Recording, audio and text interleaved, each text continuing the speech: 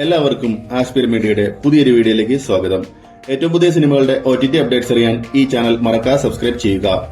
ആദ്യത്തെ അപ്ഡേറ്റ് മുറ എന്ന മലയാളം സിനിമയെക്കുറിച്ചാണ്.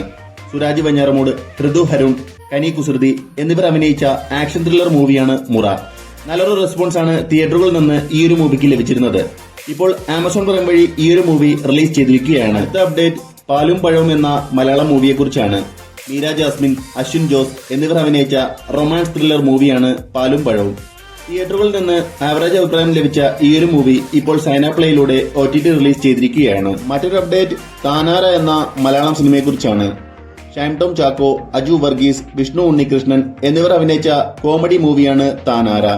ഇപ്പോൾ ഈ ഒരു സിനിമ ഡിസംബർ 27-ന് മനോരമ മാക്സിലൂടെ OTT റിലീസ് ചെയ്യുന്നതാണ്. അടുത്തൊരു update once upon a time in Kochi എന്ന മലയാളം മൂവിയെക്കുറിച്ചാണ്. ഷൈൻ ടോം ചാക്കോ, അർജുൻ അശോകൻ എന്നിവർ കേന്ദ്ര കഥാപാത്രങ്ങളെ എത്തിയ ഈ ഒരു മൂവി തിയേറ്ററുകളിൽ നിന്ന് പരാജയപ്പെടുകയായിരുന്നു ചെയ്തിരുന്നത്. ഹോട്ട്സ്റ്റാർ OTT അവകാശങ്ങൾ വാങ്ങിയ ഈ ഒരു മൂവി ജനുവരി ആദ്യവാരം ഹോട്ട്സ്റ്റാറിലൂടെ OTT റിലീസ് ചെയ്യുന്നതാണ്. അടുത്ത അപ്ഡേറ്റ് രാമചന്ദ്ര ബോസ് ആൻഡ് കോ എന്ന മലയാളം മൂവിയെക്കുറിച്ചാണ്. നിവിൻ പോളി നായകനായി എത്തിയ ആക്ഷൻ ത്രില്ലർ മൂവിയാണ് രാമചന്ദ്ര ബോസ് ആൻഡ് കോ. തിയേറ്ററുകളിൽ ഫ്ലോപ്പായ ഈ ഒരു മൂവി ഹോട്ട്സ്റ്റാറിലൂടെ ഡിസംബർ 28-ന് OTT റിലീസ് ചെയ്യുന്നതാണ്.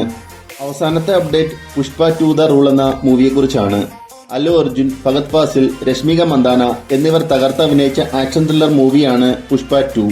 കേരളത്തിൽ നിന്നും നെഗറ്റീവ് അഭിപ്രായം നേടിയ ഈ ഒരു മൂവി കേരളത്തിന് പുറത്ത് വൻ ഹിറ്റായി മാറിയിരിക്കുകയാണ്.